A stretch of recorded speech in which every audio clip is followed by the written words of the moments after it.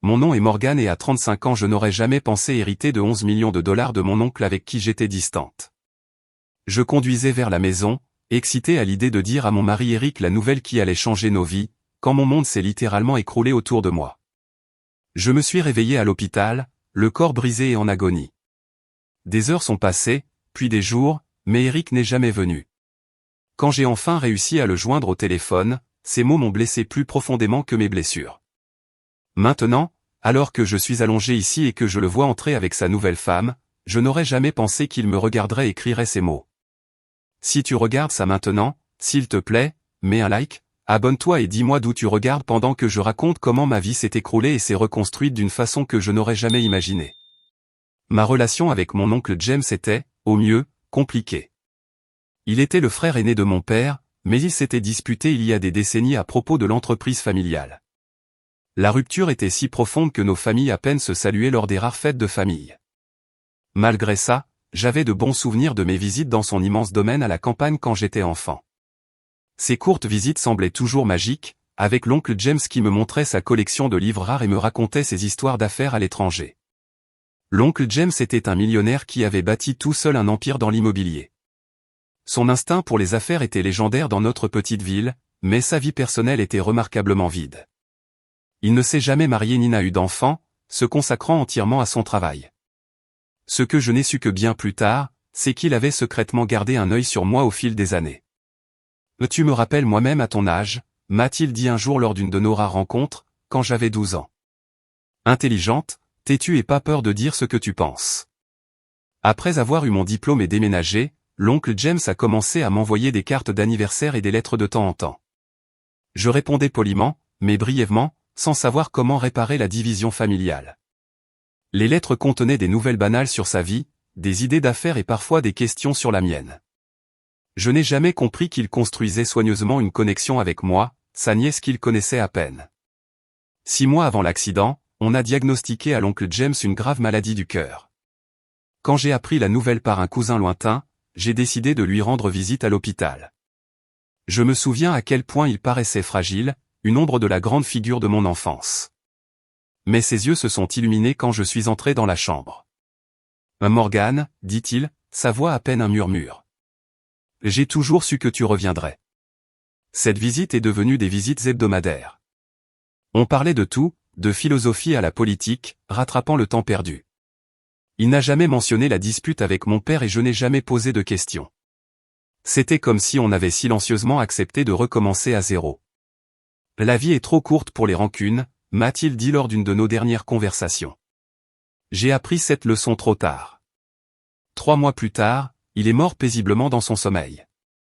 Je l'ai pleuré plus profondément que je ne l'aurais cru. En ce qui concerne Eric, notre histoire d'amour avait commencé il y a 7 ans lors d'une exposition d'art en centre-ville. J'étais là pour écrire un article pour le magazine de style de vie local où je travaillais. Eric était l'un des artistes vedettes. Ses peintures abstraites attiraient beaucoup d'attention. Il avait une confiance en lui, une passion en parlant de son travail qui était magnétique. Là, c'est voir le monde différemment, dit-il quand je l'ai interviewé. Trouver la beauté dans le chaos. On a commencé à sortir peu après et 1 an plus tard on s'est marié dans une petite cérémonie. On ne pouvait pas se permettre quelque chose de luxueux, mais c'était parfait pour nous. Eric était déterminé à réussir comme artiste et je soutenais son rêve de tout cœur.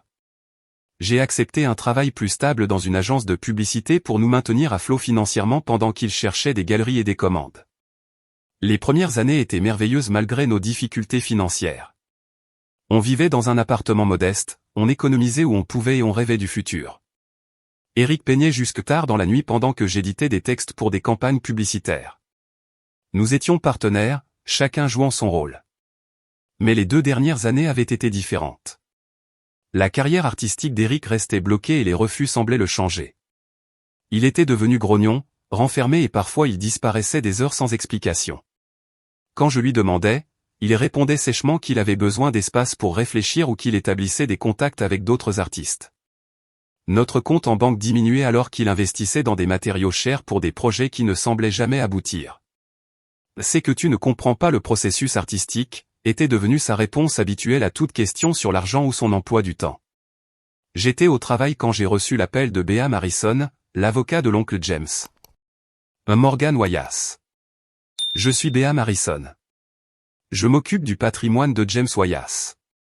Seriez-vous disponible pour venir à mon bureau aujourd'hui? J'ai accepté, m'attendant peut-être à un petit souvenir ou une lettre. Quand Béam a glissé le testament sur son bureau, j'ai presque failli tomber de ma chaise. L'oncle James m'avait laissé tout son patrimoine évalué à 11 millions de dollars plus la propriété familiale. Il a révisé son testament après votre réconciliation, expliqua Béam. Il était très impressionné par la façon dont vous aviez construit votre vie selon vos propres termes. Avec le testament, il y avait une lettre écrite à la main par l'oncle James. Cher Morgan, si tu lis ceci, je suis parti vers ce qui vient après.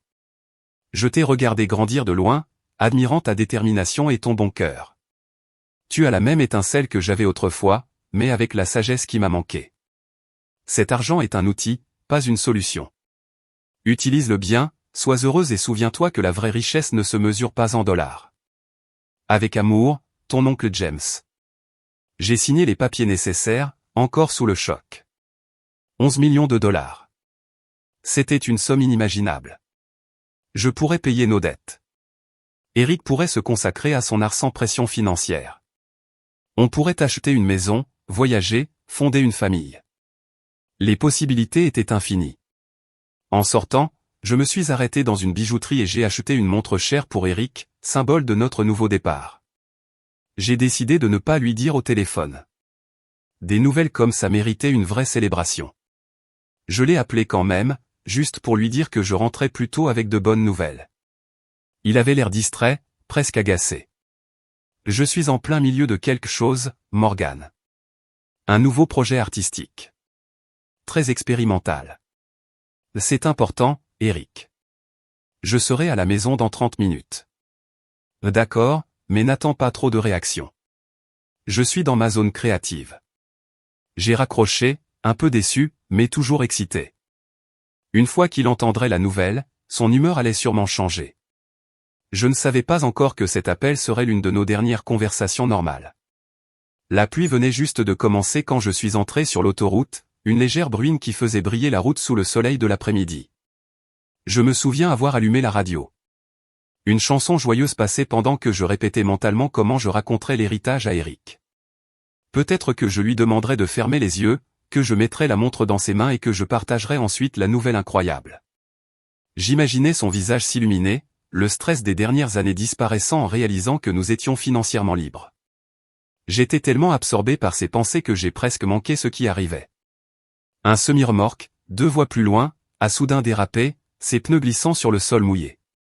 Le temps sembla ralentir pendant que je le voyais faire une embardée, l'énorme remorque se balançant vers moi comme un terrible pendule.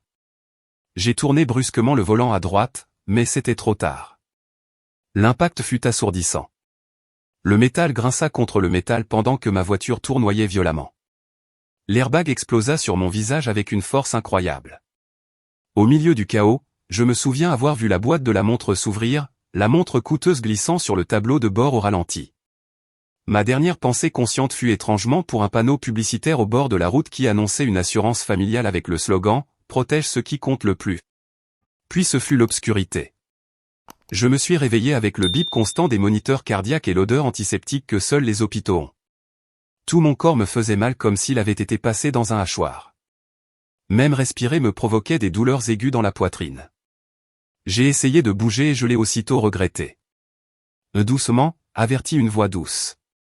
Vous devez rester tranquille.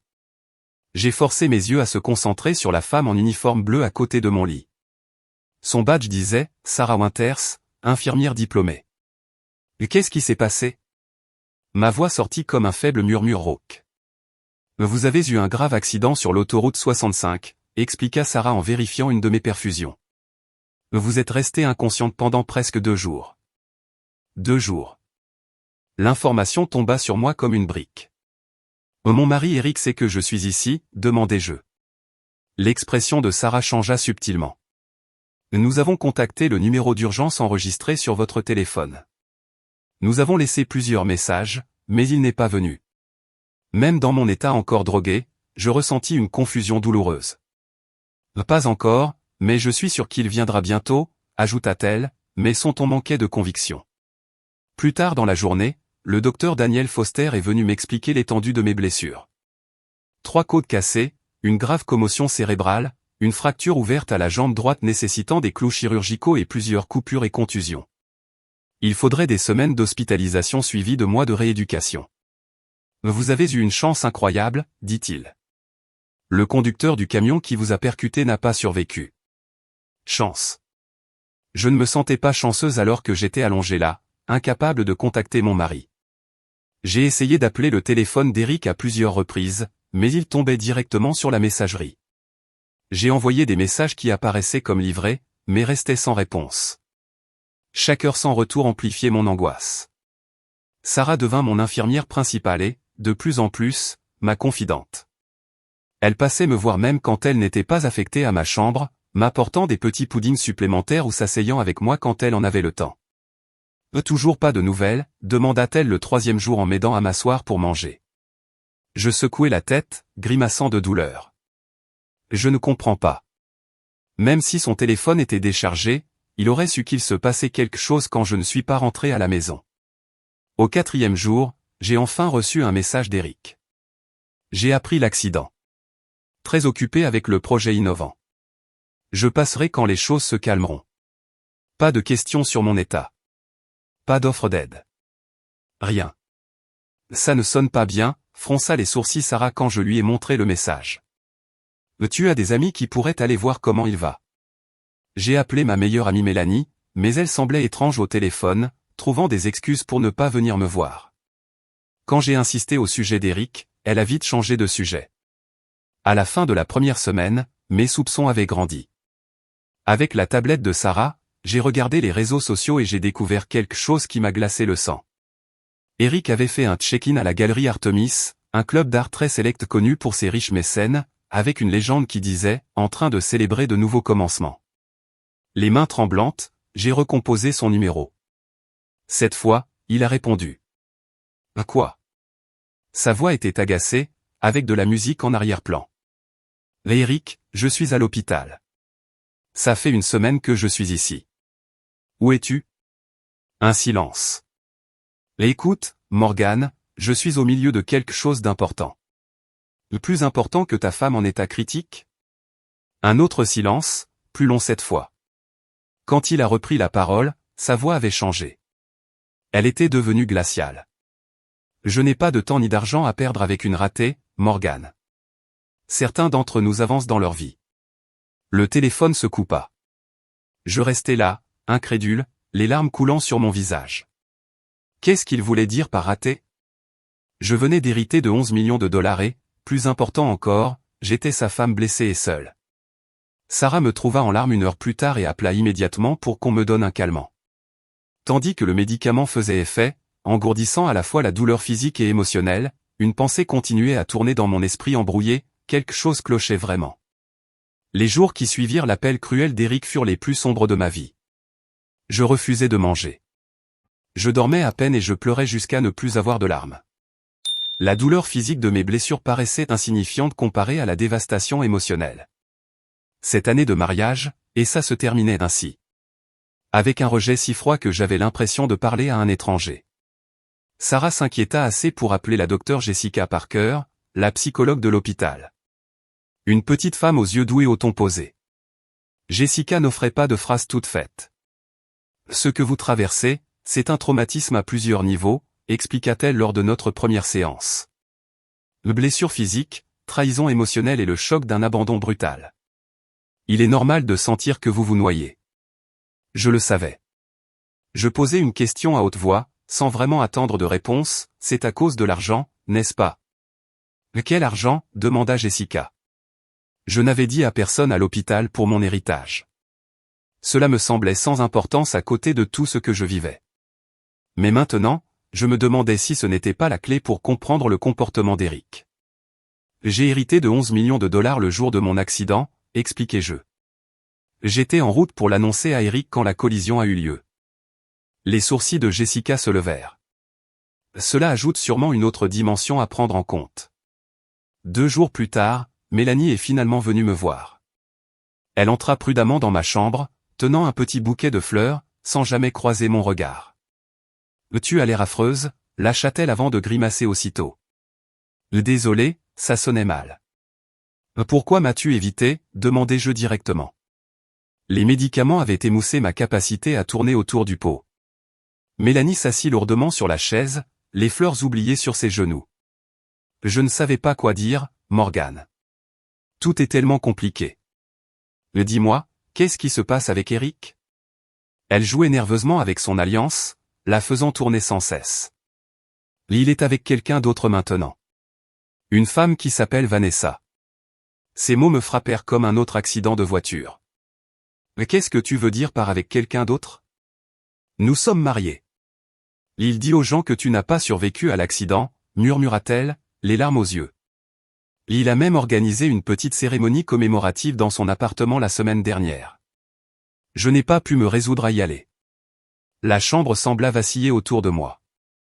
Il disait à tout le monde que j'étais morte, alors que j'étais dans ce lit d'hôpital. Mélanie hocha la tête, misérable. Je n'ai su que tu étais vivante que parce que Sarah m'a appelé hier.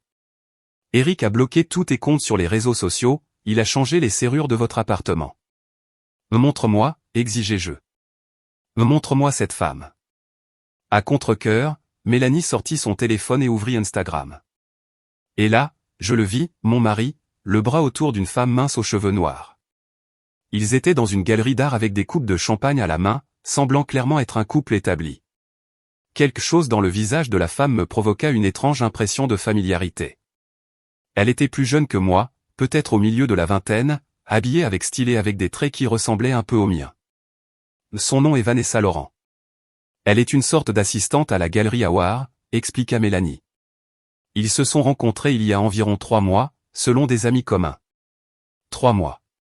Pendant que je rendais visite à mon oncle mourant, Eric avait cultivé une relation avec cette femme. Je me sentis physiquement malade. Il y a autre chose, ajouta Mélanie en baissant encore plus la voix. Les gens disent qu'ils se sont mariés le week-end dernier. Une cérémonie rapide au tribunal. Mariés. Mon mari m'avait déclarée morte et s'était marié avec une autre femme quelques jours seulement après mon accident. La trahison était si énorme que je n'arrivais pas à la digérer. Sarah, qui traînait non loin, intervint quand elle vit que le moniteur de mon rythme cardiaque s'affolait dangereusement. Je crois que ça suffit pour aujourd'hui, dit-elle en guidant fermement Mélanie vers la porte. Je suis tellement désolée, Morgane, cria Mélanie en sortant. J'aurais dû te le dire plus tôt. Après son départ, Sarah s'assit près de moi, sa présence ferme m'aidant à essayer de donner un sens à ce que je venais d'apprendre. Tu as besoin d'aide juridique, dit-elle enfin. Ce n'est pas seulement une trahison, c'est une fraude. Elle avait raison.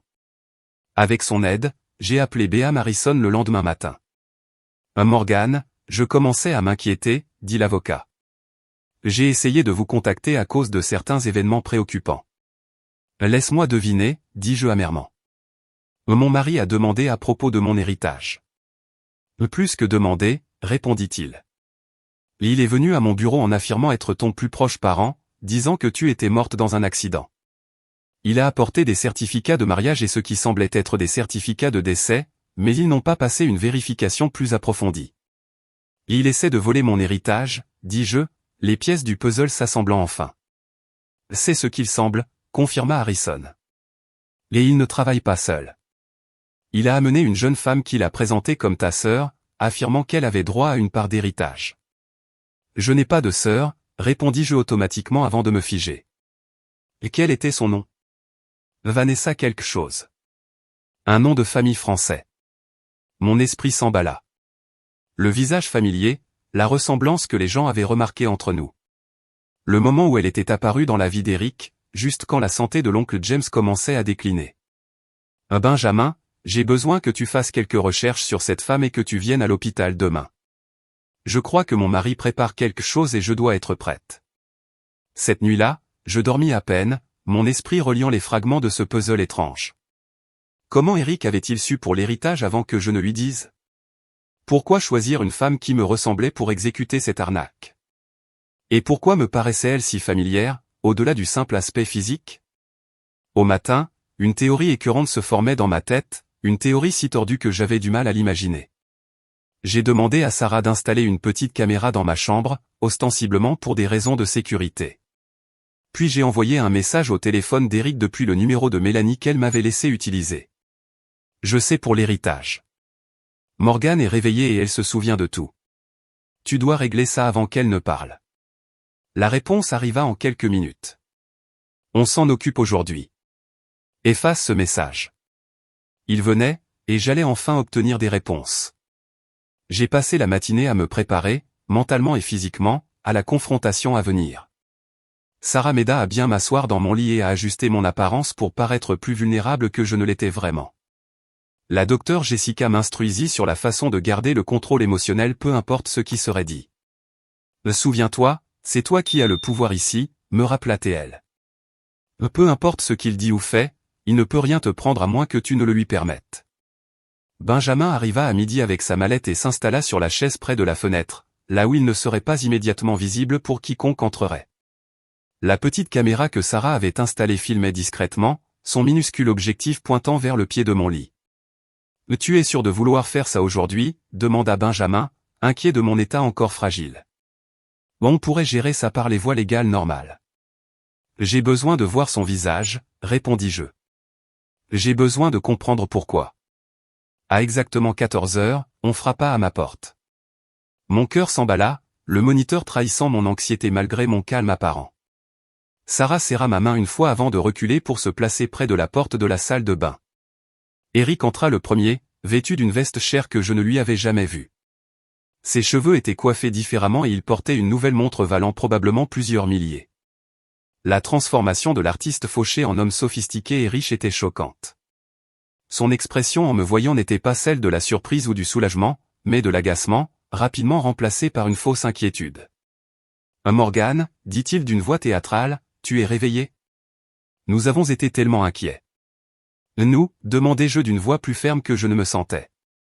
Il jeta un regard vers la porte en gesticulant impatiemment. Une silhouette mince entra dans la chambre, restant partiellement cachée derrière lui. Je n'aperçus qu'une mèche de cheveux noirs et une robe de créateur. « Tu te souviens de Vanessa, bien sûr, dit-il doucement.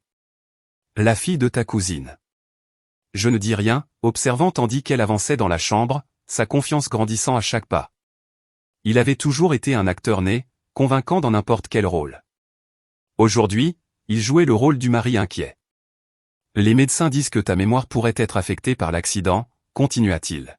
« Et il s'est passé tellement de choses pendant que tu étais inconsciente. » « Comme dire à tout le monde que j'étais morte, demandai-je à voix basse. Son pas vacilla un instant avant qu'il ne se reprenne. Un terrible malentendu. Quand on t'a amené, il pensait que tu ne survivrais peut-être pas. J'étais dévasté. Certaines personnes ont mal interprété ma douleur. Et le nouvel appartement? Les fêtes à la galerie d'art? La licence de mariage? Ses yeux se plissèrent légèrement, calculant. Tu as écouté des ragots, ma chère. Ce n'est pas bon pour ta guérison. Ce qui compte maintenant, c'est que tu te rétablisses et que nous réglions les aspects financiers de ta situation. Il sortit des papiers de la poche intérieure de sa veste. Les médecins ont dit que tu pourrais ne pas être capable de gérer tes affaires pendant un moment.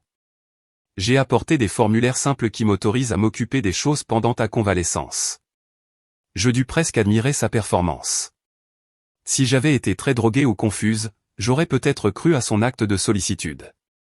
Mais je voyais la froideur dans ses yeux, l'impatience dans la façon dont il tenait les papiers. « Tu veux dire les 11 millions de dollars que j'ai hérités ?» demandai-je sans détour. Son expression vacilla, la surprise vite masquée. « Tu t'en souviens ? » Oui, bien sûr, une grande bénédiction, mais aussi une responsabilité. Dans ton état, le stress de gérer de tels fonds pourrait ralentir ta guérison. Comme c'est attentionné de ta part de t'en soucier, répondis-je. Il sourit, confondant mon calme avec sa victoire. J'ai toujours eu tes meilleurs intérêts à cœur, Morgane. C'est pour ça que tu as bloqué mes comptes sur les réseaux sociaux, changé les serrures de notre appartement et dit à mes amis que j'étais morte. La façade d'Eric commença à se fissurer. Tu es confuse. La médication. Montrez-lui la vidéo, dit Benjamin en se levant soudain de sa chaise. Eric se retourna, réellement surpris. Mais qui diable êtes-vous? Béa Marison, l'avocat de Madame Wyas. Et vous devez être le mari qui a essayé d'arnaquer sa propre femme blessée. Benjamin posa sa tablette sur la tablette roulante du lit, lançant les images de sécurité de son bureau. On y voyait Eric et une jeune femme présentant de faux certificats de décès et réclamant des droits sur l'héritage. Ça suffit, cracha Eric en se déplaçant pour attraper la tablette. Ne touchez pas à ça, avertit Sarah en avançant d'un pas. La sécurité de l'hôpital est juste derrière la porte. La femme qui était restée près de la porte avança enfin, sa curiosité dépassant apparemment sa prudence. En s'approchant de mon lit, j'eus ma première vision claire de son visage. La ressemblance était encore plus frappante de près. La même forme d'yeux, un nez similaire. Même sa façon de se tenir me rappelait moi-même plus jeune. Mais il y avait quelque chose de plus, quelque chose qui déclencha en moi une reconnaissance profonde, presque instinctive. Vanessa me fixa, son expression passant de nerveuse à confuse puis à choquée. Son visage pâlit brusquement alors que ses yeux se plantaient dans les miens. « Oh mon Dieu !» murmura-t-elle d'une voix tremblante. « C'est ma mère. » La pièce devint silencieuse. Eric se jeta sur elle, lui attrapant le bras. « Tais-toi » siffla-t-il. « Reste sur le plan. » Mais Vanessa était paralysée, me regardant comme si elle voyait un fantôme. D'une main tremblante, elle fouilla dans son sac et sortit une photo usée. « Je t'ai cherché toute ma vie » dit-elle d'une voix brisée en me montrant la photo. L'image montrait une adolescente tenant un nouveau-né. Son visage était partiellement caché, mais c'était indéniablement une version plus jeune de moi. Une photo que je n'avais pas vue depuis 17 ans, que je croyais détruite depuis longtemps. En voyant la preuve de mon secret le plus bien gardé, la chambre sembla tourner autour de moi. Le bip du moniteur cardiaque s'accéléra alors que les pièces d'un puzzle dont je n'avais jamais soupçonné l'existence s'emboîtaient soudainement. Mes mains tremblaient tandis que je prenais la photo de Vanessa. L'adolescente sur l'image paraissait si jeune, si effrayée, les yeux rouges d'avoir pleuré, serrant le petit paquet qu'elle savait tenir pour la première et dernière fois. « D'où as-tu eu ça » murmurai-je. « C'était avec moi quand j'ai été adoptée » répondit Vanessa tout bas. « Le seul lien que j'avais avec ma mère biologique. Je l'ai gardé avec moi chaque jour depuis que j'ai compris ce que cela signifiait. » Eric tenta encore d'intervenir. « C'est ridicule. Elle est clairement confuse et essaie de manipuler la situation. »« Tais-toi, Eric, dis-je avec une nouvelle autorité qui sembla surprendre tout le monde, même moi.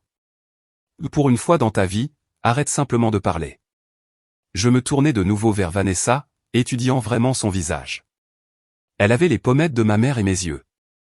Comment ne l'avais-je pas remarqué plus tôt? Peut-être parce que j'avais passé 17 ans à essayer d'oublier, à effacer le souvenir du bébé que j'avais tenu une seule fois. J'avais 18 ans, commençai-je, ma voix se stabilisant. L'élève de terminale, avec des projets d'université.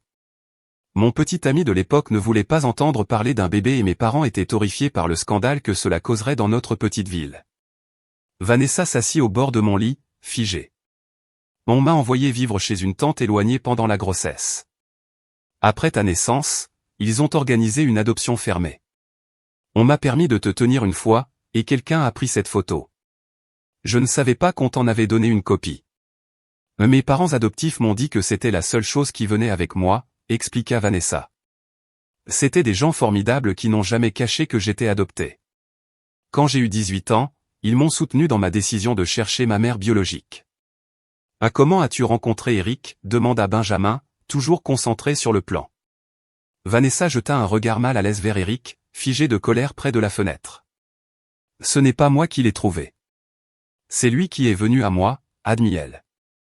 Il y a environ 3 mois, il m'a abordé à la galerie où je travaille. Il a dit qu'il savait qui était ma mère biologique. Les pièces s'assemblèrent avec une clarté écœurante. La boîte à souvenirs, dis-je en regardant Eric. Tu l'as trouvée quand on a déménagé l'année dernière. Eric ne répondit rien, mais son expression confirma mes soupçons. J'avais gardé une petite boîte en bois contenant quelques souvenirs de cette époque, le bracelet de l'hôpital, un minuscule bonnet, et une copie de cette photo. Je pensais l'avoir bien cachée, mais apparemment pas assez. Il m'a dit que toi aussi tu me cherchais, continua Vanessa. Que tu étais riche, mais éloigné de ta famille et que tu voulais te reconnecter, mais que tu avais peur du rejet. Et quand le mariage est entré en jeu, demandai-je, incapable de cacher l'amertume dans ma voix. Vanessa rougit de honte. C'est arrivé petit à petit. Il était si attentionné, si désireux de m'aider à me rapprocher de toi. Quand il m'a demandé en mariage il y a 2 semaines, disant que tu serais heureuse de me voir stable avec quelqu'un en qui tu avais confiance, ça m'a semblé romantique. Puis ton accident est arrivé, et soudain j'étais plus précieuse morte que vivante, conclut-elle. Eric finit par rompre son silence. Tu n'as aucune preuve. Tout ça n'est que manipulation circonstancielle et émotionnelle. Benjamin s'éclaircit la gorge. En réalité, nous avons beaucoup de preuves, vos tentatives d'accéder au compte de Morgan, les faux certificats de décès, et maintenant cette confession enregistrée. Sans parler de la bigamie, puisque vous êtes toujours légalement marié à Morgan. Ce que je ne comprends pas, intervint Sarah, c'est pourquoi monter un plan aussi élaboré. Pourquoi ne pas simplement rester marié avec Morgan et profiter ensemble de l'héritage? Je regardais Eric. Je le vis clairement peut-être pour la première fois. Parce qu'il ne m'avait jamais aimé. J'étais pratique, un revenu stable pendant qu'il poursuivait ses rêves artistiques. Mais 11 millions de dollars exigeaient un plan plus ambitieux. Le testament a une disposition spéciale, expliqua Benjamin. Si Morgan était morte sans enfant, une grande partie serait allée à une œuvre caritative. Mais avec un descendant direct, tout l'héritage restait dans la famille. Et comme mari de Vanessa, Eric aurait eu de l'influence sur ses fonds, conclus-je. Vanessa se leva soudainement, s'écartant d'Eric. Tu t'es servi de moi. Toutes ces choses que tu m'as dites sur prendre soin de moi, sur construire un avenir ensemble. Ne sois pas naïve, Vanessa, dit Eric. C'était un accord mutuellement bénéfique. Tu voulais retrouver ta mère biologique. Je t'ai aidé. L'argent n'était qu'un bonus. Me déclarer morte et épouser ma fille, demandai-je, incrédule. La moitié de l'héritage serait revenue à elle de toute façon une fois la relation découverte, argumenta Eric, sa vraie nature complètement exposée. Je ne faisais qu'accélérer le processus. En commettant une fraude, souligna Benjamin, et potentiellement un meurtre, si Morgan était morte de ses blessures sans jamais reprendre connaissance. Le visage d'Eric se durcit. Vous ne pouvez pas le prouver. Nous n'avons pas besoin de le faire, dis-je calmement. Tu as déjà fait assez de dégâts. Je me tournai vers Vanessa, dont le monde venait clairement de s'effondrer. Je suis désolé qu'on t'ait entraîné là-dedans. Elle essuya ses larmes. Toute ma vie j'ai imaginé retrouver ma mère biologique. Jamais comme ça. Eric fit un mouvement brusque vers la porte. C'est absurde. Je m'en vais. Je ne vous le conseille pas, dit Benjamin calmement. La sécurité de l'hôpital est dehors, et j'ai déjà déposé des charges préliminaires. Partir maintenant ne ferait qu'ajouter la fuite à la liste. Comme pour confirmer ces mots, 2 agents de sécurité apparurent à la porte. Eric regarda frénétiquement autour de la pièce comme un animal acculé cherchant une sortie. Eric, tentai-je une dernière fois, ma voix prenant le ton doux de celle qui avait un jour aimé. On peut arranger ça. Pense à tout ce qu'on a traversé ensemble. C'est exactement à ça que je pense, répondis-je. Officier, voici l'homme dont je vous ai parlé. Alors qu'il escortait Eric hors de la chambre, Vanessa et moi restâmes dans un silence étrange et lourd. 17 années de séparation pesaient entre nous comme un mur invisible. Je n'ai jamais cessé de penser à toi, dis-je enfin, pas un seul jour. Les jours qui suivirent l'arrestation d'Eric furent un tourbillon de réunions juridiques, de dépositions à la police et de conversations chargées d'émotions. Benjamin travailla sans relâche pour démêler le réseau de fraude qu'Eric avait tissé, découvrant qu'il avait tenté à plusieurs reprises d'accéder à mes comptes bancaires en utilisant de faux documents. Il a été assez méticuleux, expliqua Benjamin lors de l'une de nos réunions dans ma chambre d'hôpital. Il avait créé une trace écrite qui suggérait que tu avais discuté de l'héritage avec lui, allant jusqu'à falsifier des emails entre vous deux. À combien de problèmes s'expose-t-il, demandai-je, non par inquiétude pour Eric, mais par besoin de comprendre l'étendue de ses crimes. Fraude, falsification, tentative de vol majeur, bigamie et potentiellement des charges de complot. Si nous pouvons prouver qu'il t'a délibérément laissé sans assistance médicale après l'accident, il risque une peine de prison significative. La trahison paraissait encore irréelle, comme si je regardais la vie de quelqu'un d'autre s'effondrer. 7 ans de mariage et je n'avais jamais vraiment connu l'homme avec qui je partageais mon lit. Et le mariage avec Vanessa, demandai-je. Nous demandons déjà l'annulation. Comme ton mariage avec Eric n'a jamais été légalement dissous, son mariage avec Vanessa n'est pas valide. De plus, les preuves de manipulation et d'intention frauduleuse en font un dossier simple. Vanessa venait me voir chaque jour depuis la confrontation. Nos premières rencontres étaient maladroites, pleines de longs silences et de questions hésitantes. Comment commence-t-on une relation avec la fille que l'on a confiée à l'adoption il y a 17 ans, surtout dans des circonstances aussi étranges? Parle-moi de tes parents, lui demandai-je lors d'une de ses visites. À tes parents adoptifs, je veux dire. Le visage de Vanessa s'adoucit. Ils sont merveilleux. Papa est professeur de sciences au lycée. Maman travaille comme bibliothécaire. Ils se sont toujours assurés que je sache que j'étais aimé et désiré.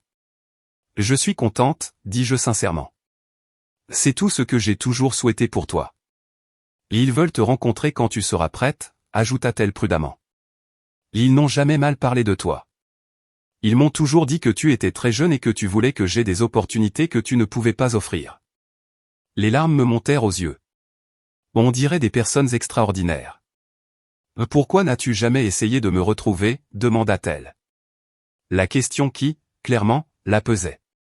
Je pris une grande inspiration, en partie par honte, en partie parce que je pensais qu'une coupure nette serait meilleure pour toi, et en partie parce que j'avais peur.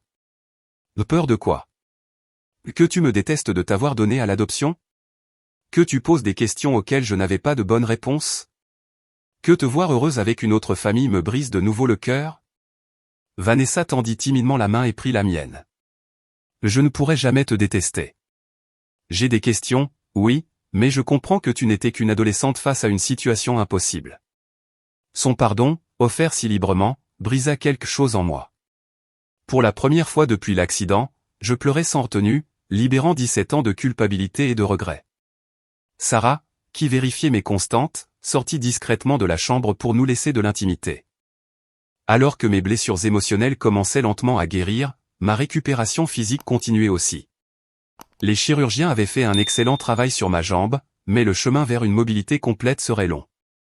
Les séances de kinésithérapie étaient épuisantes, me laissant souvent vidé et découragé. Vous progressez remarquablement, m'assura le docteur Foster lors d'un contrôle. Beaucoup de patients avec vos blessures seraient encore alités.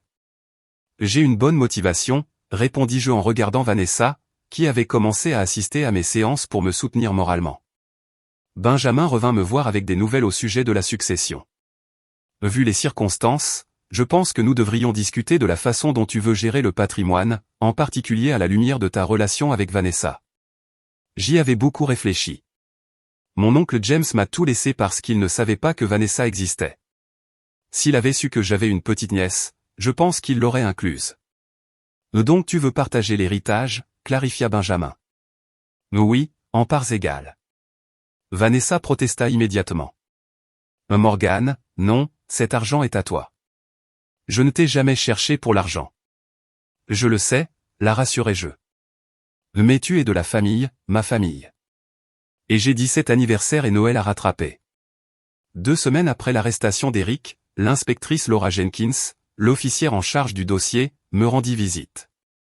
Nous avons trouvé quelque chose d'inquiétant en exécutant le mandat de perquisition à son appartement, expliqua-t-elle en posant un sachet de preuves scellé sur la tablette de mon lit. À l'intérieur, il y avait un petit flacon de comprimé avec une étiquette de pharmacie à mon nom, mais d'un médicament qui ne m'avait jamais été prescrit. Ce sont des sédatifs puissants souvent utilisés pour traiter l'insomnie sévère, expliqua l'inspectrice Jenkins. D'après la date de l'ordonnance, ils ont été délivrés 3 jours avant votre accident. Je n'ai jamais eu de problème de sommeil, dis-je, confuse. Je n'ai jamais vu ça auparavant. Nous enquêtons sur la possibilité que votre mari vous ait administré des médicaments à votre insu. Plusieurs de vos voisins ont signalé avoir entendu des disputes dans les semaines précédant votre accident, et l'un d'eux a mentionné que vous sembliez inhabituellement fatigué et désorienté lors de votre dernière conversation. L'implication était claire et glaçante. Eric avait-il prévu de se débarrasser de moi-même avant de savoir pour l'héritage? L'accident lui avait simplement offert une occasion pratique d'accélérer ses plans. Nous ne saurons peut-être jamais toute l'ampleur de ses intentions, admit l'inspectrice Jenkins. Mais soyez assurés que nous constituons le dossier le plus solide possible. À l'approche de ma date de sortie, des préoccupations pratiques apparurent. Je ne pouvais pas retourner à l'appartement que je partageais avec Eric, pour des raisons à la fois légales et émotionnelles. Les hôtels n'étaient pas adaptés pour quelqu'un qui avait encore besoin de soins médicaux et de kinésithérapie. Tu pourrais rester chez moi, proposa Vanessa. Mon appartement est petit, mais il y a un ascenseur et pas d'escalier. Je ne pourrais pas m'imposer ainsi, protestai-je. Ce n'est pas une imposition. Je veux aider, insista-t-elle, puis ajouta avec un petit sourire. Et puis, on a beaucoup de choses à rattraper. Sarah, devenue une chère amie pendant mon séjour, eut une autre suggestion. Et la propriété de ton oncle, mentionna Benjamin. Là elle est vide. L'idée prit racine. Le domaine à la campagne où j'avais passé ces quelques jours magiques dans mon enfance m'appartenait désormais. Il faudrait des mises à niveau et des aménagements pour mes besoins de convalescence, mais il offrait un nouveau départ, loin des souvenirs douloureux de ma vie avec Eric. C'est à plus d'1 heure de la ville, réfléchis-je. Vanessa, ce serait un long trajet pour toi jusqu'à la galerie. Elle baissa les yeux en tripotant la sangle de son sac. En fait, j'ai quitté la galerie la semaine dernière. Trop de souvenirs de la manière dont Eric m'y a manipulé. Et maintenant, que vas-tu faire? Elle hésita avant de répondre. Je pense à reprendre des études. J'ai toujours voulu faire de la psychologie. Peut-être me concentrer sur l'aide aux personnes adoptées et aux parents biologiques pour les guider dans les retrouvailles. La sérendipité du moment ne m'échappa pas. Le domaine a beaucoup d'espace. Tu peux y rester pendant que tu organises tout, si tu veux, bien sûr. L'espoir dans ses yeux fut une réponse suffisante. D'une certaine manière, des décombres de la trahison et de la douleur, un nouveau type de famille naissait, construit sur la vérité et le choix plutôt que sur la tromperie. 6 semaines après l'accident qui avait tout changé, j'ai enfin obtenu ma sortie de l'hôpital. Quitter l'endroit qui avait été ma maison pendant cette transformation fut étrangement émouvant. J'ai serré Sarah fort dans mes bras, lui promettant de rester en contact et de la tenir au courant de mes progrès. Tu es l'une des personnes les plus fortes que j'ai rencontrées, me dit-elle. Souviens-t'en les jours difficiles. Le voyage vers le domaine de l'oncle James, désormais mon domaine, fut silencieux. Vanessa se concentra sur les routes rurales sinueuses tandis que j'observais la ville disparaître peu à peu, laissant place à des collines ondulantes et des champs ouverts. Une légère chute de neige la nuit précédente avait recouvert le paysage d'un blanc immaculé, comme une toile parfaite pour ce nouveau départ. La maison elle-même était plus grandiose que dans mes souvenirs, un vaste manoir victorien avec une véranda qui l'entourait et de grandes fenêtres. Benjamin avait fait aménager des modifications pour répondre à mes problèmes de mobilité, rampe à côté des marches d'entrée, une chambre temporaire installée au rez-de-chaussée, des barres d'appui dans les salles de bain. « Qu'en penses-tu » demandai-je à Vanessa en entrant dans l'allée circulaire. « Elle est magnifique » répondit-elle, les yeux écarquillés, comme sortie d'un conte de fées. Ces premières semaines de cohabitation furent un ajustement pour nous deux. Nous étions mère et fille biologiquement, mais étrangères à presque tous les autres niveaux. Nous évoluions avec prudence l'une autour de l'autre, découvrant nos habitudes et préférences, trouvant peu à peu notre rythme dans cette nouvelle vie partagée. J'appris que Vanessa était du matin et chantait sous la douche. Elle découvrit que je ne pouvais fonctionner sans café et que je préférais le silence jusqu'à ma 2e tasse. De petites révélations qui construisirent peu à peu un pont entre nous. Ma guérison physique continua avec les visites à domicile d'un kinésithérapeute 3 fois par semaine. La douleur était constante, mais évoluait. Les élancements aigus laissèrent place à des douleurs sourdes tandis que mon corps guérissait lentement. Je passais du fauteuil roulant au déambulateur, puis aux béquilles. Chaque transition était une petite victoire, célébrée par des cupcakes que Vanessa rapportait de la pâtisserie locale. La guérison émotionnelle était plus compliquée. La docteure Jessica poursuivait nos séances de thérapie en visioconférence, m'aidant à digérer non seulement la trahison d'Eric, mais aussi la réapparition soudaine de la fille que j'avais donnée en adoption. Les relations construites dans des circonstances extrêmes peuvent être intenses mais fragiles, avertit-elle.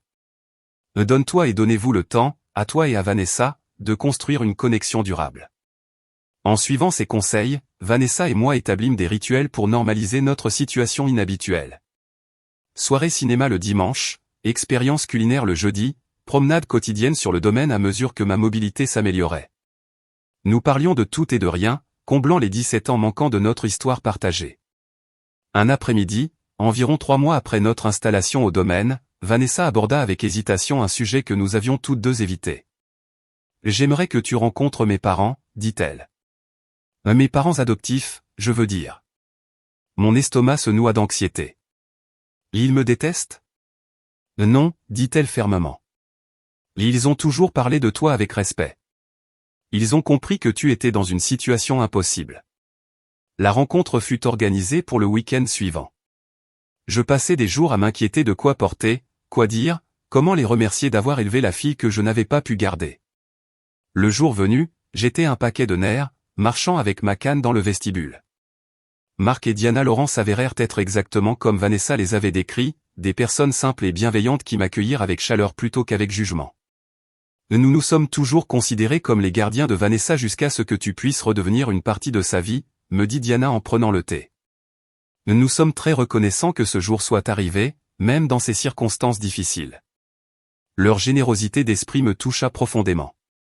Au lieu de me voir comme une menace pour leur lien avec Vanessa, ils m'accueillirent comme une addition à leur cercle familial. À la fin de leur visite, nous avions fait des plans pour les vacances et d'autres rencontres, élargissant encore notre famille peu conventionnelle. Les procédures judiciaires contre Eric continuaient en toile de fond de cette nouvelle vie. J'assistais aux audiences quand c'était nécessaire, l'affrontant de l'autre côté de la salle avec une force dont je ne me croyais pas capable. Il avait perdu le charme charismatique qui le définissait autrefois, apparaissant sombre et diminué dans sa combinaison orange. Quand il fut finalement condamné à 8 ans pour fraude et autres chefs d'accusation, je ne ressentis pas de satisfaction, juste un soulagement silencieux que ce chapitre se referme enfin. « Tu l'aimes encore ?» me demanda Vanessa un jour après une audience particulièrement difficile. « Non », répondis-je sincèrement. « Je regrette la personne que je pensais qu'il était, mais cette personne n'a jamais existé. » C'était un personnage qu'Eric avait créé, comme l'une de ses peintures. Au fil des saisons, le domaine se transforma. Nous avons planté un jardin au printemps, transformant les terrains négligés en quelque chose de vibrant et vivant. J'y trouvais une joie inattendue, peut-être parce que cela reflétait mon propre renouveau. En suivant les conseils financiers de Benjamin, nous avons créé une fondation caritative au nom de l'oncle James, axée sur le soutien aux jeunes mères célibataires et sur la promotion de pratiques d'adoption éthique. L'ironie d'utiliser mon héritage de cette manière ne m'échappait pas, mais cela me semblait juste, une façon de donner du sens à ma propre expérience douloureuse. Vanessa s'inscrivit à l'université cet automne-là, allant en cours tout en continuant à vivre au domaine. Sa passion pour la psychologie se voyait dans sa manière d'aborder les choses, cherchant toujours à comprendre les motivations profondes derrière les comportements et les choix. « J'aurais été une épouse d'artiste terrible », me dit-elle un soir alors que nous étions assises sur le porche à regarder le coucher de soleil. Trop pratique, trop terre à accent grave terre. Et pourtant, j'ai essayé de l'être pendant 7 ans, répondis-je avec un sourire triste. Parce que tu pensais que l'amour signifiait soutenir les rêves de quelqu'un d'autre au détriment des tiens. Son discernement me toucha profondément. Quand es-tu devenu si sage? J'ai eu de bons parents, dit-elle simplement. Les 3. À mesure que ma guérison physique se stabilisait, je commençais à envisager ce que je voulais pour mon propre avenir. La carrière publicitaire que j'avais surtout suivie pour soutenir les ambitions artistiques d'Eric ne m'attirait plus. Avec la sécurité financière désormais assurée, j'avais la liberté de me réinventer complètement. Je me mis à écrire, d'abord comme une thérapie, puis avec une intention plus sérieuse. Mon histoire, fictionnalisée mais émotionnellement vraie, commença à prendre forme comme un roman. Le processus était cathartique, transformant la douleur en but. Un an jour pour jour après l'accident, nous avons célébré une petite réunion au domaine. Sarah était là, ainsi que Benjamin, l'inspectrice Jenkins, la docteure Jessica, Mélanie et les parents adoptifs de Vanessa. Des personnes qui nous avaient soutenus dans les moments les plus sombres partageaient désormais la lumière. En regardant autour de moi ces visages, cette famille improbable que nous avions créée des décombres de la trahison, je fus frappé par l'alchimie étrange de la vie, sa capacité à transformer le plomb en or quand on lui laisse assez de temps et de pression. Je voudrais porter un toast, dis-je en levant mon verre. Aux voyages inattendus et aux personnes qui nous aident à les traverser. Plus tard, alors que Vanessa et moi étions assises seules sur les marches du porche après le départ de tous, elle posa la question qui hantait nos pensées à toutes les deux. Le regrettes-tu parfois? Pas à propos de l'adoption, mais de tout ce qui est arrivé après, l'accident, découvrir la trahison d'Eric, toute cette douleur. Je pris le temps d'y réfléchir avant de répondre. Regretter impliquerait que je choisirais un autre chemin si j'en avais la possibilité, et je ne le ferais pas. Pas si cela signifiait ne pas te retrouver. L'argent peut révéler le vrai caractère des gens, enlevant les masques et exposant ce qui se cache dessous. La trahison d'Eric m'a enseigné cette leçon douloureuse, mais elle m'a aussi rendu ma fille. Elle m'a donné une seconde chance dans une relation que je croyais perdue à jamais. Parfois, les pires moments de nos vies ouvrent la porte pour que les meilleurs entrent. L'accident qui a brisé mon corps m'a conduite à guérir mon cœur. Le mari qui m'a trahi m'a réuni malgré lui avec la fille pour laquelle j'avais pleuré pendant 17 ans. L'héritage qui a fait de moi une cible m'a aussi donné la liberté de reconstruire ma vie selon mes propres termes. Alors que les étoiles apparaissaient au-dessus de nous, je compris que la vraie richesse n'avait rien à voir avec les millions sur mon compte en banque, mais tout à voir avec les liens authentiques que j'avais tissés après la catastrophe. J'avais perdu un mari, mais gagné une fille. J'avais perdu des illusions, mais gagné de la clarté. J'avais perdu mon ancienne vie, mais gagné une vie infiniment plus réelle et satisfaisante. « À quoi tu penses ?» demanda Vanessa en remarquant mon silence. « À ce que parfois, il faut survivre à un accident pour retrouver le chemin de la maison, » répondis-je. « Et toi, as-tu déjà vécu une trahison qui t'a finalement mené à quelque chose de positif dans ta vie? J'aimerais lire vos histoires dans les commentaires ci-dessous. Et si ce parcours a résonné en toi, appuie sur le bouton j'aime et abonne-toi pour entendre plus d'histoires de résilience et de secondes chances inattendues. Partage cela avec quelqu'un qui a besoin d'un rappel que même nos moments les plus sombres peuvent mener à l'aube. Merci d'avoir écouté.